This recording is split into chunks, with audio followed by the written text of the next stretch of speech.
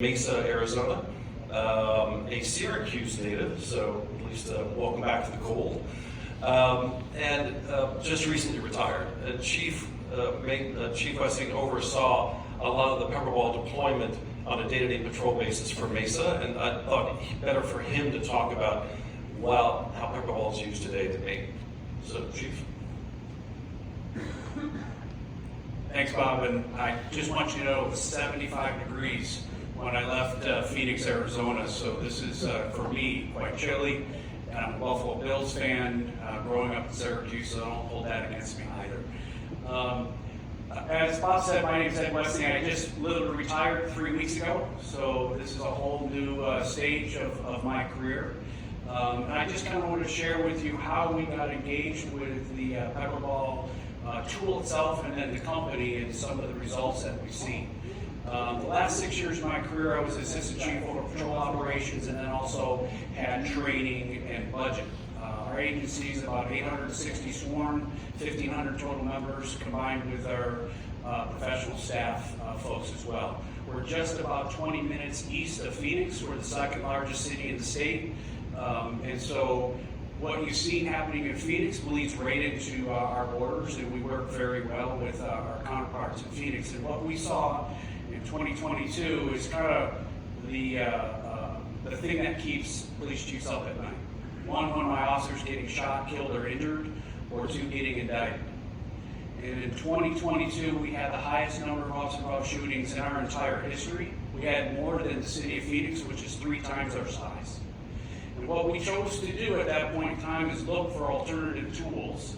And the first thing we did is we met with Arizona State University, the Criminal Justice Department. They came in and really took a look at all 22 of our shootings. That seems like a lot for a city our size.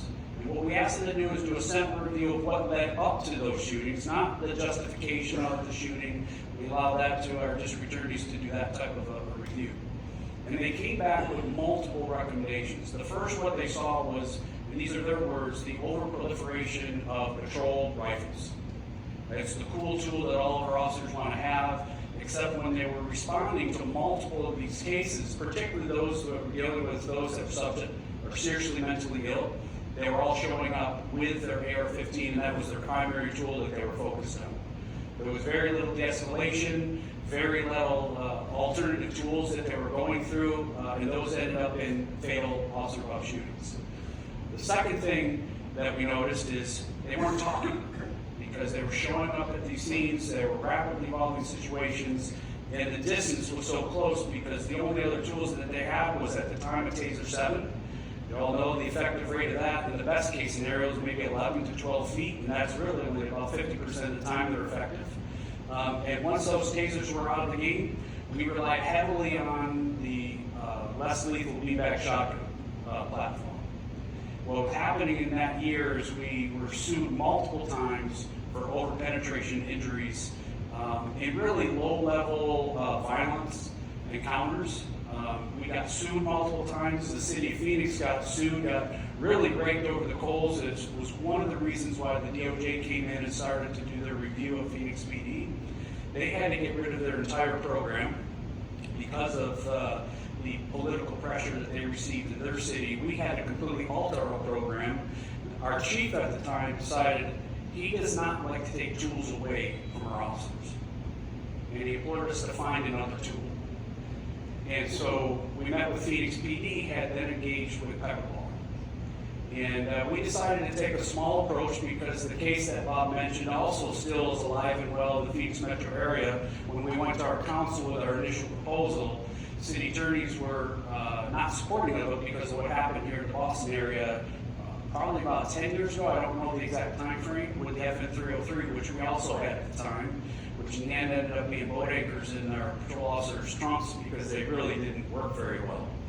And so what I chose to do is to meet with each one of our council members, and if you have the opportunity to do that, to educate them about what the PepperBall platform is and more importantly what it is not, you'll find a whole different kind of point of view, at least from my perspective. I explained in one of the meetings that I was just in an executive council meeting where we were getting excoriated for a critical use of force incident. Why did your officers use this? Why did they do that? Why did they talk? And I use that as an example of saying, we're going to bring this non-lethal tool to bear, if we can, if you will support this, and then we can support what you're asking us to do. Second part of it is I also brought it to our media. I was a PIO for years, and so I had a lot of those relationships in the Phoenix area, and we brought them out to our training site, let them see it. And so I'm not sure what the Phoenix or the market here is in Boston, but in Phoenix, when we do or have an officer involved shooting, we're required to do a critical incident video, usually within 30 to 45 days, explaining what led up to that officer involved shooting. We had body-worn camera video to give the community context, something outside of what the media told them. And I can tell you, when we had our first officer involved shooting where PepperBall was on scene, here's what we saw. We saw officers from a distance, 30 to 50 feet on average. They were communicating as they worked through several decisions that they had to make. They utilized PepperBall both in an area saturation and a direct impact on the individual. Unfortunately, as they proceeded through all those, it did still end up in a lethal encounter. But the pushback that we got, not only from council and the community, was completely different. It was almost like, oh my goodness, the officers did everything they possibly could have done. They used every tool in their arsenal, including the PepperBall platform, and we saw so much more support across the board, both internally and externally. I talked about officers wanting to go home at night, and I think I also mentioned not getting indicted. And the one thing that our officers fear is dealing with a subject that is a suicide by cop type scenario. I'm not sure what it's like here, but we have a serious issue with those that are seriously mentally ill, or a combination of that and substance abuse. We lose more officers, quite frankly, to mental health issues related to those type of critical incidents. It's the last thing one of your officers wants to do is have to use lethal force on an individual who's seriously mentally ill. I'll share with you the two cases, and I wish I had the videos to share with you. The first one was a seriously mentally ill individual who had a very large bladed weapon. The calls that our officers responded to was an apartment complex community in the courtyard.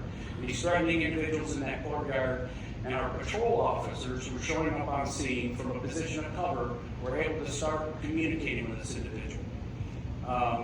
They deployed PepperBall, both in an area saturation.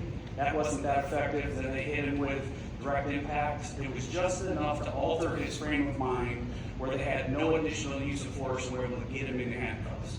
When we reviewed that body-worn camera video, there's no question in my mind, 5 years ago, that would have definitely been a lethal encounter and would have been an officer involved shooting. There's no question. The second scenario that we had was a subject that was inside a vehicle and barricaded himself. He was wanted, but he also was known to have seriously mental illness, We had him actually in a containment, so the vehicle was immobile. And as we're calling for our SWAT team to come out, that's usually for us about an hour delay, unless we have some SWAT team members that are on duty at the time. Our patrol officers were able to deploy gas through the PepperBall system at the vehicle. And in the summertime, everything in Arizona is air conditioned. That pulled that pop-up inside the vehicle, just enough for the guy to want to come out of the vehicle where we were able to deploy PepperBall directly on his person. Again, in another situation, he was armed. Because of that, we were able to send a canine, we were able to drag him out of the situation, take him into custody without any loss of life.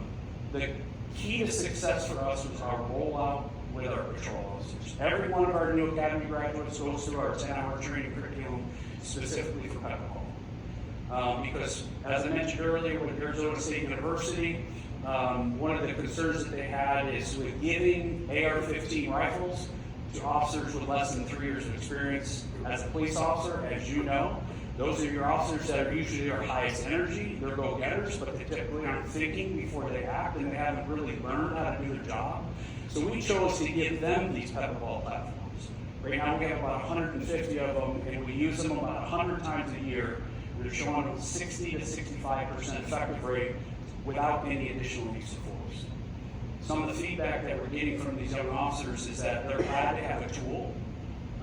It's causing them to want to show up on these high-risk scenes because it can be part of the arrest team, if you will. They're communicating better. They're using time, distance, and cover, which is what we all train them to do. It all looks better, always on your body worn camera video as well. And then they're starting to see the effectiveness of this tool, and we're seeing the morale from those young officers who are typically just there as an arrest team, have this tool and be part of the apprehension techniques. Something of note, although we deploy this over 100 times a year, both in patrol, or special operations, SWAT team uses it, we've not had one injury that required any medical attention. I can tell you on an average year prior to PepperBall, with our beanbag and 40mm platforms, we probably had 20 or 30 that we had to take to the hospital that required surgery. This is a significant benefit for us. I think the biggest benefit for me personally was we had much lower numbers of officer injuries. In the year of 2022, I had 16 officers with fractured hands in a year. That's outrageous, because most of you know, if you fracture your hand, you're out 6 weeks, you might not ever come back. And that's because we weren't really utilizing proper de-escalation techniques, because we weren't from a position of cover, we weren't using distance. And I'm not saying that PepperBall is the one thing that caused this to happen, because we instituted multiple different reforms. But as a result, our officer injuries are down like 70%.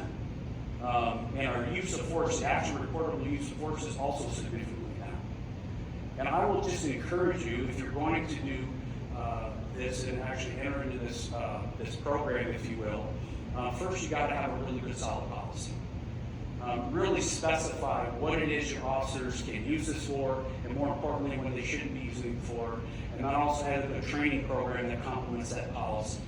I'm going to be here for a little bit. As Jake comes up here in a few minutes, if you'd like to see what our policy is, I'd be more than happy to email it to you at any point in time. But it's been an extremely effective program in Mesa in the Phoenix metro area. Quite frankly, it's just that additional tool, because we're always looking for that additional tool. Some of the other benefits that we saw, quite frankly, I wrote a couple of these down, were better communication by arrest teams utilizing distance, cover, and time, reduction in officer injuries, fewer complaints and lawsuits related to unnecessary force, and then improved morale amongst our patrol officers because they have this additional tool. Quite frankly, our young officers, they like the cool tool. Whatever it is that looks cool, that feels cool, they want it. So I suggest that when you have the opportunity to go back and look at these, they actually feel like the real deal. And I know for us older folks in the room, that's not that big of a deal, but if you have a tool that your officers aren't interested in using, it's going to sit in the trunk of the car in your bag, they're not going to bring it out.